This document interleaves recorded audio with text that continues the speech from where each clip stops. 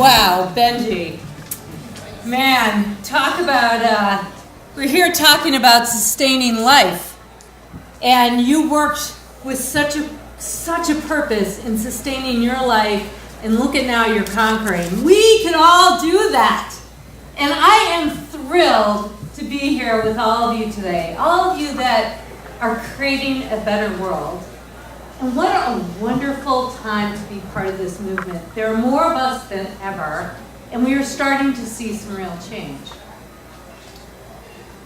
You know, it is so important for us to make progress, continue to make progress, because there's no one company yet that is fully sustainable, let alone restorative. But together, we are starting to make the progress that is needed to be able to prove that a commitment to sustainability works. And we're convincing others to follow. Wouldn't it be great, after so many generations of taking, that companies give back so that we have thrivability in our people, our planet, and our businesses?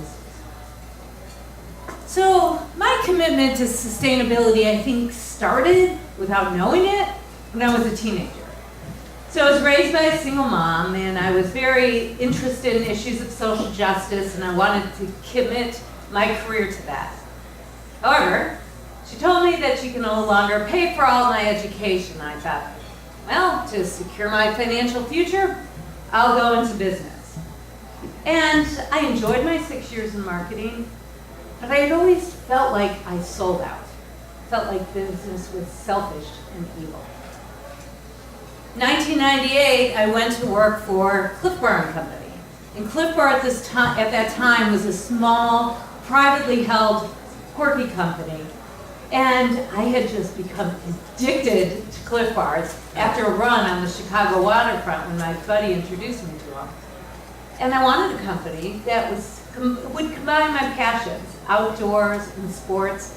Clif Bar was perfect. So as I went to work for Clif Bar, I started to create a snack that I can eat at my desk every day. And I thought, well, Clif Bars are a little much for that. And so I started dreaming of a bar that was lower in calories, had nutrients specifically for me as a woman, and would just taste a little more decadent than some of the other bars out there. So in 1999, we introduced Luna Bar. People familiar with Luna Bars? How many people eat Luna Bars? Yay! This is a whole nutrition bar for women, and at the time, we had no money. We put about $25,000 for our annual marketing and sales spend behind the brand, and didn't expect much. All of a sudden, the brand took off. The first year it was a $10 million business, and 3 years later, it became a $70 million business. Why? Because we met a need for women. And our company started to really grow and started to double in size. So comes the year 2000, and the multinationals began to buy up the energy bar companies. Power Bar was bought by Nestle, Balance Bar was bought by Kraft. And we were told as a small privately held company we'd be gobbled up by the big guys. We could never make it. We would never make it on our own. So we found a buyer. And Gary Erickson, the co-founder and owner of Clif Bar, found himself in his office. Has anyone read Raising the Bar? People know this story? Cool. Yes, Gil. I know you have. So he found himself in his office, and he had the investment bankers, the lawyers, and the company that was going to buy Clif. And sitting by his side was his 50-50 co-founder. And he had the contract in his hand and is inches away from signing Clif Bar away. His hand starts to shake. Says to him, I need to go for a walk.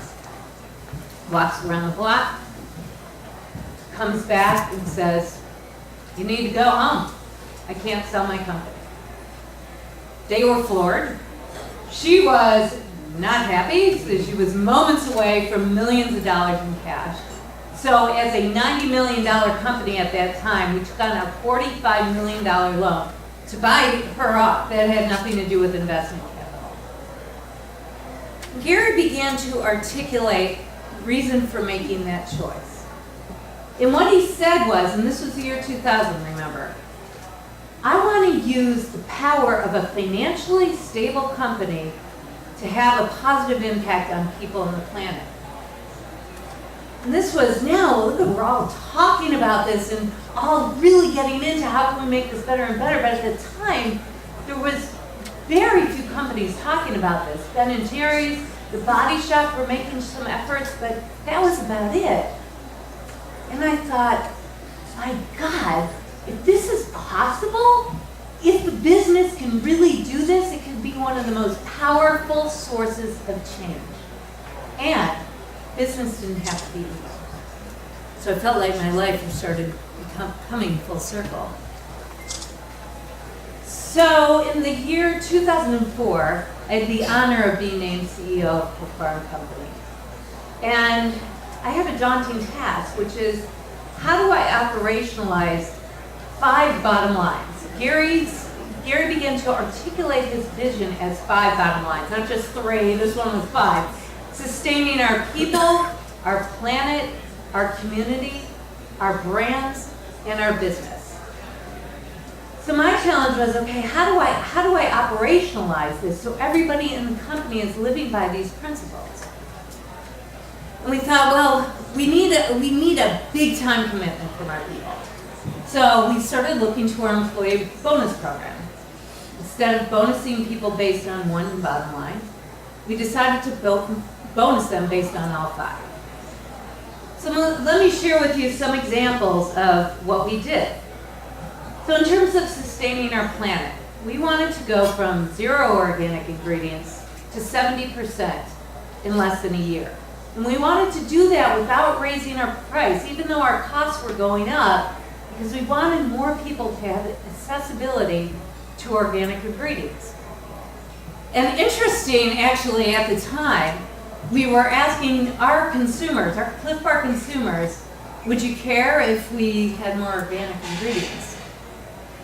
They said no, it wouldn't make a difference to us.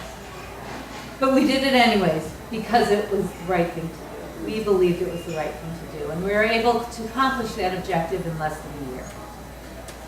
Sustaining our people. We wanted Clif Bar to continue as we grew to be a great place to work, with less than 1% voluntary turnover. And so what we did is we started to create a culture around food and fitness and caring deeply about people on the planet. And we did things like we paid people really well based on the size of our company. We had masseuses and hair cutters that would come on premise. We delivered organic boxes to people's desks. And we had personal trainers that we paid for on company time to work out with people. And this was incredibly motivating to people because it made their lives easier and more enjoyable. And not only that, it reinforced what we believe as a company, and people were living it. Sustaining our community. We wanted to give back 2,080 hours of community service on company time. That's about equivalent to 1 full-time person's hours. And so we had our people choose what they wanted to do. So people did things like they volunteered to help abused circus animals. They worked in community gardens. They delivered meals to the hungry, to the sick and the elderly. We built homes. We built homes in New Orleans after Hurricane Katrina. We built homes in India. And what we started to find was really interesting was that even though we were focused on one bottom line, we began to see that all these bottom lines interacted with each other. So we were focused on community, but it had such a positive impact on how our people felt when they came to work every day. Sustaining our brands. We obsessed about creating great brands because we knew great brands and phenomenal product were the basis of a lasting company. And last, definitely not least, is sustaining our business. So at this time, we were still paying off this loan. So we needed to find a way to make Clif Bar very profitable so we could do that and become financially self-sustaining. And in my 3 years as CEO, we were able to do that. We paid that loan down to zero, so Gary was handed his stock certificates back and completely controlled the destiny of his company. And I believe that was so helpful in doing that. I believe at my core that this is what made it possible, was looking at these from a standpoint of all 5 of these bottom lines. Because you see things in a whole new way, opportunities that you never would have seen before. So, for example, we had this plastic wrap that was over our caddies. And we had put it on there because it supposedly kept our product fresher. We obsess about great brands, right? Well, as we started looking at it, we realized it wasn't doing anything actually to keep the product fresher. It was having a negative impact on the planet. And when we pulled the packaging off, it saved us, right off the bat, $50,000 a year. We experienced tremendous revenue growth due to increased consumer support, consumer happiness, our employee happiness. So our business had an extremely positive impact because of this commitment. And, you know, I look back on these objectives, and for especially a group this progressive, they seem so simple to me now. But at the time, again, there were no precedents. We were floating on uncharted waters. And not only that, it really helped us to be able to learn ourselves and get our hands dirty with what it took in order to commit to 5 bottom lines. Also, it seems so simple and perfect when I talk about the story, but believe me, it was not easy. It was challenging the whole way. I mean, we ran out of organic ingredients, especially at that time. There was a shortage of supply. We had tremendous brand flops. There was one that I was responsible for. It was called Luna Glow. How many people have heard of it? Luna Glow? Yeah, nobody. That's because we pulled it off the shelf in 6 months, so you know, source of pride for me. And, you know, our employees were not always so happy. But the point was we stayed committed and we kept pushing forward, and as we got through these setbacks, we were able to make such progress. And the amazing thing to me now, so here's Clif Bar. It is over a $500 million company. Clif Bar is still committed to all 5 of those bottom lines and has made phenomenal progress since my time there. Now, I feel so incredibly lucky to have experienced this early on in my career, because it convinced me to dedicate the rest of my career to helping companies grow with this kind of philosophy. I also learned 3 more technical things, and that is to try, to commit, and to achieve. To try, commit, and to achieve. So in terms of trying, it is so important just to get started. Little things, just little things like changing out your light bulbs with energy-saving light bulbs. Having the utility company come in and do an audit and challenge your people to make some improvements against that. I was in the office that I share at Sonoma State. There's this little trash can. I don't know if you initiated it. It's this big. I couldn't believe it. It said something like, "All my trash is right in here." I was like, wow, that is a really cool way to motivate people. It's very visual and real. They get it in their gut. And what those kind of small steps do is they convince people that it can work and they can be successful. And that's incredibly important because the commitment, for those of you who have made this commitment, is hard. And it's a daunting task because there's so many setbacks along the way. But it is so important to try, to adapt, to learn, to keep adapting and trying. And importantly, as a formal leader in the company, your focus can't waver. Because if your focus wavers, everybody else's will.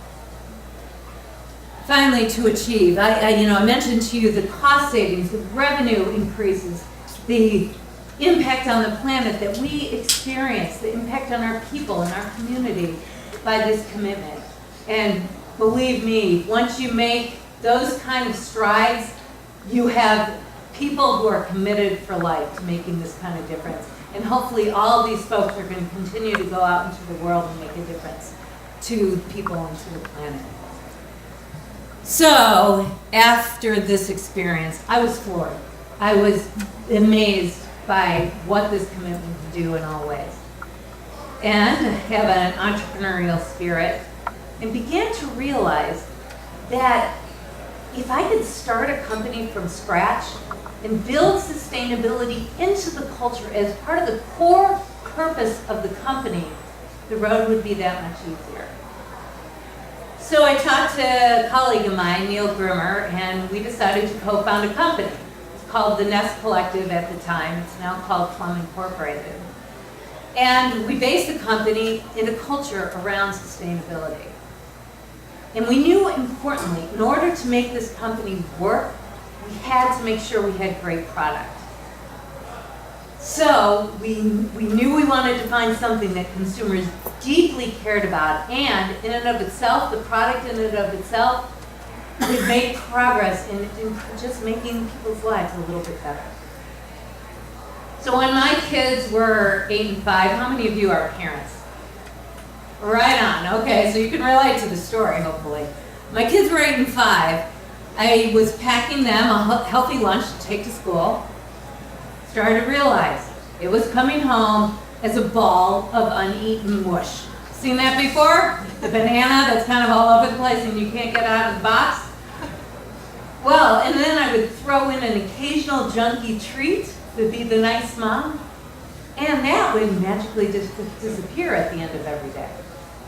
So I started to realize I was fighting for a healthy diet and I was losing. I was losing against the junk out there that, quite frankly, at the time, and this was in 2007, you went to Whole Foods and looked at the organic ingredients section there for packaged and convenient food. The packaging wasn't attractive to kids. It didn't look cool to go to school with that kind of packaging, and quite frankly, didn't taste as good for their palates. And my friend Neil Grimmer had experienced the same thing, as well as countless other parents who felt like they were losing against the garbage. So we realized there was a huge gap in the market for yummy, organic, healthy food that would be beautifully designed for kids and their busy parents. And we started the company with this core purpose, which was to help little ones develop a lifetime love of healthy eating, starting with that lunchbox.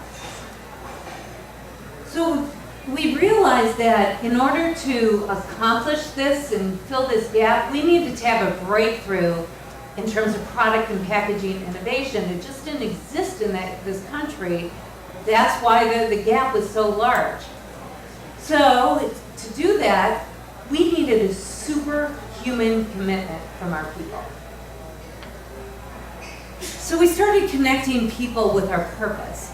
Not just, here's what we're doing as a company, but here's why you should care. And so we help people connect directly with that purpose. Some were parents, so it was an easy jump to what our core purpose was.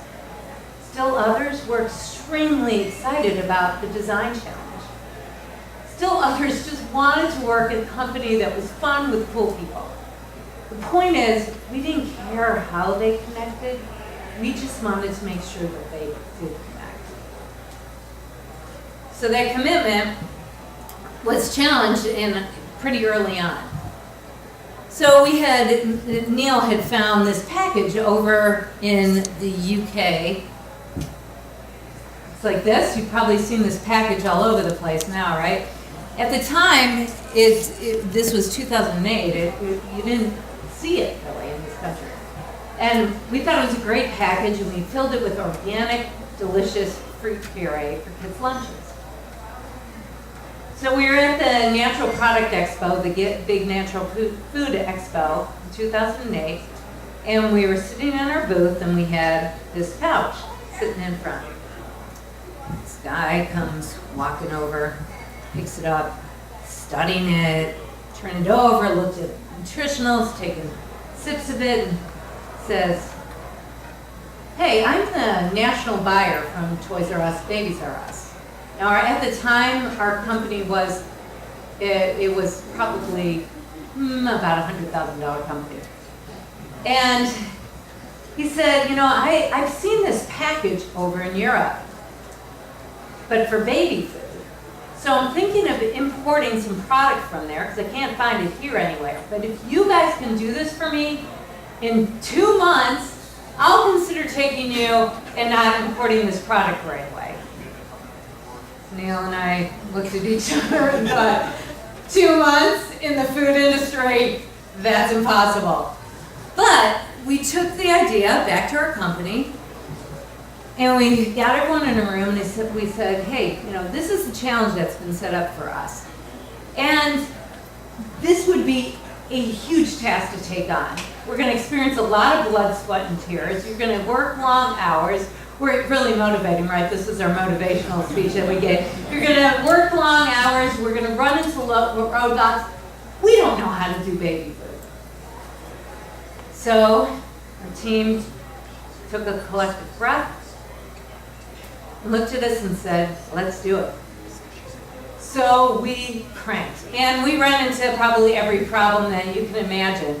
Ran out of ingredients, the packaging didn't look right, the suppliers weren't moving at the pace that we needed to. We were ready to pull our hair out, but in less than 2 months, Toys R Us and Babies R Us had their product. And they ended up featuring us prominently on the shelf, and kept coming back to us for more rapid innovation because we were able to deliver, and we kept delivering, and they would display us. It was just gorgeous. You could cry looking at this shelf. And this was the domino effect that was needed to get other retailers to follow and make the product and brand visible to consumers. And so the company took off. And my point in telling you that story is because that happened because of people's commitment to our purpose. I'm absolutely convinced of that. And that continued throughout the life of our company in startup and growth. We also further connected our company to sustainability for efforts like, how many people have heard of B Corporation? Great, majority of this room. We became a B Corp very early on, and you all know it is a commitment to triple bottom line, people, planet, profit. And we opened ourselves up to audits, and we built this right into our bylaws so that all of our investors knew that this was our commitment. In addition to that, with so many states are passing laws so that it will help the company to be able to protect itself legally in terms of keeping this commitment. So all this was happening, the company is taking off, and so between the end of 2007 and just this last year, became a $100 million company. And so we decided to sell the company to Campbell's Soup to get more healthy product to more kids, and also to give our employees a reward for all their hard work. And so far, Campbell's has kept our commitment to sustainability. In fact, we've just put a program in place called the Full Effect. And that is, if you go online, buy Plum product from the Plum store, we will donate a super smoothie to help kids who go hungry every single day. So again, I learned the same things, to try, to commit, and to achieve. In terms of trying, how many people are entrepreneurs in this room? Wow, that is so cool. Yay, no Sonoma State. Yay! So as an entrepreneur, that is the best time to get this commitment into your culture. It's right from the start because people come in with that mindset and get it. As an existing company, once you make the commitment, make sure that people understand why you're doing it and why now, and importantly, why they should care. And you don't have to be a formal leader of your company to get this started. Just find other kindred spirits and go for it. And you're going to convince others to follow. And by the way, the biggest skeptics, once they see the difference it can make to the business, they're going to come along as well. In terms of commitment, I believe it takes every single person to be committed to this journey. It is that important, it's that challenging. And connecting to purpose can help take it along in there. And finally, to achieve. 2 companies, I experienced what can happen, the magic that can happen from a commitment to sustainability. And I know so many of you are experiencing the same thing. Guys, we need to share these stories. We need to share them widely so people get what a difference it can make and others will follow. So in summary, not only is a journey towards sustainability possible, but it's essential, especially given our dwindling resources. So it's all of you, all of us that are part of this solution, and we share a common purpose. We need to get together continually at forums like these, like this conference, so we can learn from each other and build and improve and get others to be convinced to come along for the ride. So hopefully we will experience a world that's more just and sustainable for future generations of our people, our planet, and our businesses. Thank you.